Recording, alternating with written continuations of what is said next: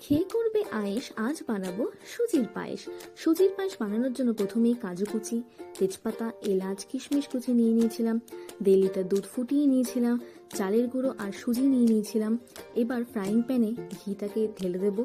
তারপর তার উপরে কাজু, কিশমিশ, এলাচ, তেজপাতা এক এক করে দিয়ে হালকা করে ভেজে নেব। তারপর তার উপর দিয়ে দেব চালের গুঁড়ো আর সুজিটা। এবার আবার ভালো করে এটাকে নাড়তে থাকবো যতক্ষণ না এটা একটু ভাজা ভাজা লাল লাল হয়ে আসছে।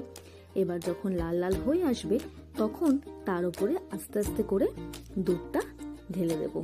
দুধটা ঢালতে ঢালতে কিন্তু নাড়তে থাকতে হবে, না হলে কিন্তু চালের গুঁড়ো জমাট বেঁধে যাবে, তখন কিন্তু সেই টেস্টটা লাগবে না, তাই নাড়তে থাকতে হবে। এরপর তোমরা স্বাদ মতন চিনি দিয়ে দেবে, তোমরা যেরকম মিষ্টি খেতে ভালোবাসো।